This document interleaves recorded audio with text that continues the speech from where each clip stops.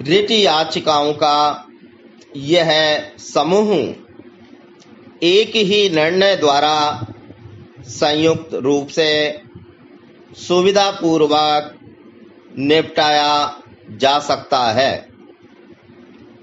क्योंकि इनमें उठाए गए प्रश्न एक ही हैं।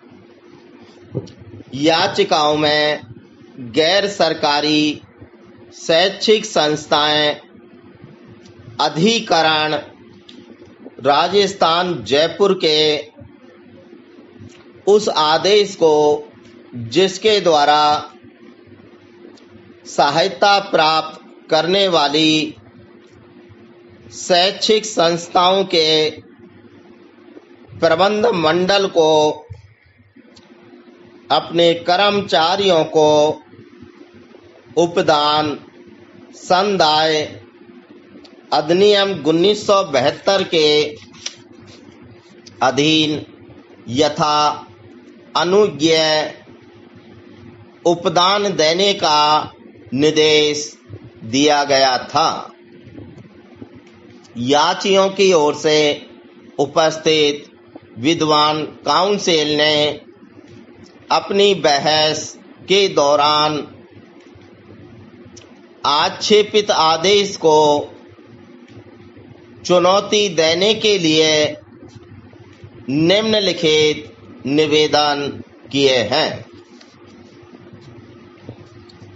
नंबर 1, अधिकरण को उपदान से संबंधित विवाद का निर्णय करने की अधिकारता नहीं थी, और यदि संस्थाओं के कर्मचारी अपने अपने प्रबंध मंडल द्वारा उपदान न देने से व्यथित थे, तो उनके पास नियंत्रण प्राधिकारी के समक्ष अपने विवाद का निर्णय कराने हेतु निवेदन करने के लिए उपलब्ध उपचार उपदान संदाय अधिनियम के अधीन था। नंबर 2, शैक्षिक संस्थाओं के शिक्षक उपदान संदाय अधिनियम की धारा 1(3)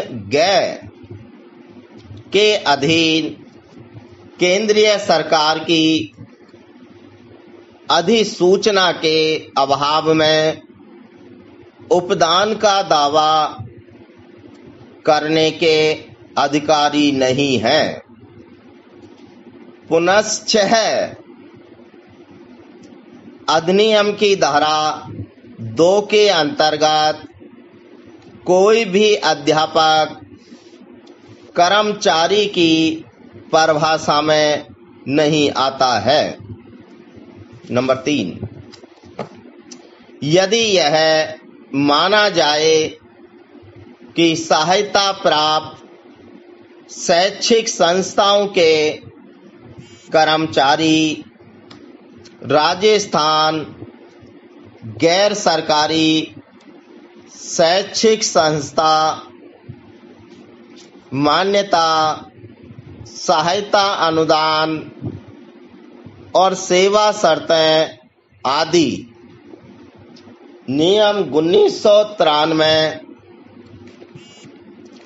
संक्षेप में 1993 के नियम 82 के आधार पर उपदान पाने के हकदार हैं, तब भी कर्मचारी नियमों के प्रवर्तन की तारीख से आरंभ होने वाली कालावधि के लिए उपदान पाने के हकदार होंगे। दूसरे शब्दों में नियम 82 को भविष्य लक्षी प्रभाव दिया जा सकता है और कर्मचारी द्वारा नियमों के लागू होने से पूर्व की गई सेवा की कालावधि पर उसे देय उपदान की राशि का निर्धारण करने के लिए विचार नहीं किया जा सकता। प्रबंध मंडल को कर्मचारियों को उपदान की रकम संदत करने का निर्देश देते समय अधिकरण को ब्याज दिलवाने की अधिकारिता नहीं थी। स्टॉप।